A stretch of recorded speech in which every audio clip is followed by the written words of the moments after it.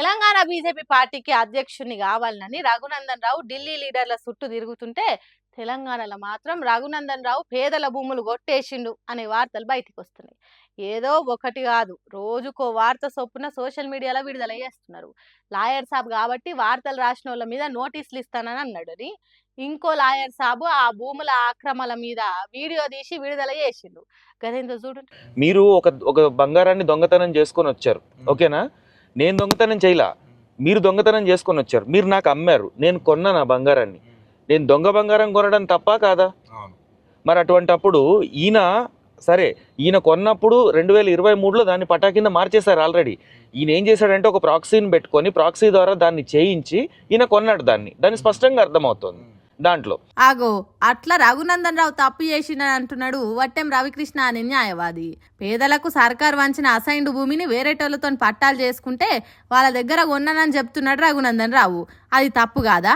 డైరెక్ట్గా కొన్నా వేరేటోళ్ళ దగ్గర కొన్నా తప్పే అన్నట్టు చెప్తున్నాడు రవికృష్ణ వకీల్ సాబు. ఇంకేమంటున్నాడు ఈయనుండ్రి. నిజంగా పట్టా ల్యాండ్ అసైన్మెంట్ ల్యాండ్ గా పడింది అనుకోండి, అటువంటి భూములు కోకొల్లలు కొన్ని లక్షల ఎకరాలు తెలంగాణలో ఉన్నాయి. రైతులు రెవెన్యూ ఆఫీసులు చుట్టూ తిరుగుతున్నారు. ఏ ఒక్క రిప్రజెంటేషన్ కి రెస్పాన్స్ ఇచ్చిన దాఖలాలు లేవు. ఫైల్స్ కింద వేసుకొని కూర్చుంటారు తప్ప వాళ్ళు పని చేయరు. ఎంపీ నుంచో ఎమ్మెల్యే నుంచో ఫోన్లు వెళ్తే తప్ప పనులు జరగవు. మరి అటువంటిది ఈయనకి 176 ఎకరాలు పట్టా కింద ఈయన 80 ఎకరాలు కొన్నా అంటున్నాడు. 4 ఎకరాలు డిస్ప్యూట్ లో ఉందని ఆయనే చెప్పాడు. 76 ఎకరాలు రిజిస్ట్రేషన్ అయిందని చెప్పాడు. ఆ రిజిస్ట్రేషన్ సంబంధించిన ఈసీలు కూడా నా దగ్గర ఉన్నాయి, అన్ని నేను వెరిఫై చేశాను. ఈయన సగం 2023లో కొన్నాడు, సగం 2024లో కొన్నాడు. కానీ ఎలక్షన్ అఫిడవిట్లో మొత్తం చూపించి ఆ దొంగ భూమి కాదు అన్నాడు. మరి ఎలక్షన్ అఫిడవిట్లో నువ్వు 26 ఎకరాల 25 ఎకరాల 26 గుంటలు ఎంతో ఉంది, దానికి వాల్యుయేషన్ వచ్చేసి 52 లక్షలు చూపించాడు. మరి ఆయన లైవ్లో చెప్పింది ఏంది?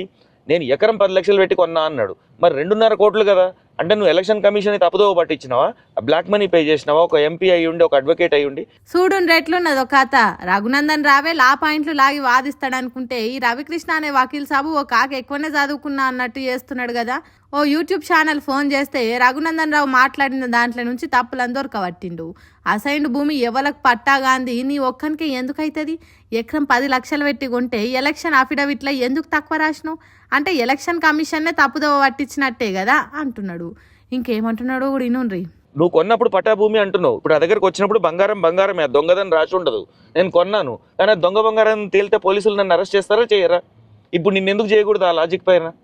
నువ్వు తప్పు చేసావు కదా, నువ్వు అడ్వకేట్వి, నువ్వు పోనీ నువ్వు చదువురాని ఎమ్మెల్యేవో చదువురాని ఎంపీవో చదువుకోలేదో అనుకుంటే నేను ఒప్పుకుంటా. నువ్వు ఒక న్యాయవాది, సీనియర్ వ్యక్తివి, నువ్వు ఏదైనా ఈసీ తీసి చూడవా? కోర్టులో లాయర్లు వాదించినట్టే చెప్తున్నాడు. మాటకు ఓ లా పాయింట్ మాట్లాడుతున్నాడు. ఎక్కడ రూల్సో కాదు, రఘునందన్ రావు మాట్లాడిన మాటల నుంచే చెప్తున్నాడు. అయితే ఈ లా పాయింట్లు లాజిక్లను రఘునందన్ రావును డైరెక్ట్ గా అడుగుతలేడట. ఇప్పుడు ఆయనను కూడా డైరెక్ట్ గా అనట్లే, నేను కలెక్టర్ని ప్రశ్నిస్తున్నా. ఎందుకంటే ఆయన చేసిన తప్పు. ఈ భూములలోల్లి అటుపోయి ఇటుపోయి కలెక్టర్ మేడకి ఎజుట్టుకునే తట్టున్నది. ఎందుకంటే ఈ తప్పు చేసింది కలెక్టరేనట.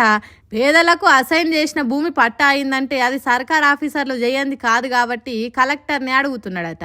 అచ్చం ఇసోంటి కేసులో సర్కార్ ఆఫీసర్లకు కూడా శిక్షలు పడ్డాయట. ఆ ముచ్చట కూడా చెప్పిండు. జడ్జిమెంట్ ఒకటి ఉందండి, సివి భాస్కర్ రెడ్డి గారిది, లాస్ట్ మంతే వచ్చింది.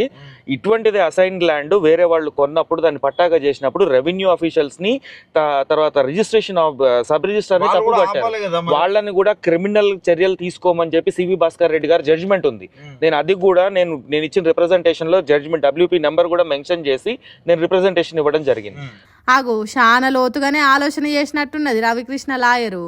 పాత కేసుల ముచ్చట్లు కూడా చెప్తున్నాడంటే గట్టి పట్టు మీదనే ఉన్నట్టున్నాడు లాయర్ సాబు. రఘునందన్ రావు చెప్పిన మాటల నుంచి ఇంకో లాజిక్ బయటికి తీసిండు. ఆయన చెప్పేది పచ్చి బూటకము. ఎందుకంటే 54 నుంచి హానీలు చూసిన వ్యక్తి 2006లో ఈసీ చూడ్డా? ఇంత లాజిక్ ఎట్లా మర్చిపోయింది ఆయన? కాబట్టి తప్పుడు పత్రాలు పుట్టించిన సర్కార్ ఆఫీసర్లను, ఆ భూములను కొన్న రఘునందన్ రావును తికమక పెట్టే పనులు చేస్తా అంటున్నాడు. ఈ లాయర్ సాబ్ ముచ్చటి ఇట్లుంటే కాంగ్రెస్ సర్కార్ వచ్చినాక ఈ లావుని భూములు పట్టాలైనాయి అంటే వాళ్ళ నడుమ ఏదో సంబంధం ఉన్నదనే ముచ్చట్లు కూడా సోషల్ మీడియాలో తిరుగుతున్నాయి. ఏది ఎట్లయినా అసలు నిజం ఏంటిదో కనిపెట్టడానికి సర్కార్ గట్టి ఎంక్వైరీ చేయాలనని, అందరికీ న్యాయం జరిగేటట్టు చేయాలనని కోరుతున్నారు ఈ భూముల ముచ్చట తెలిసిన పబ్లిక్.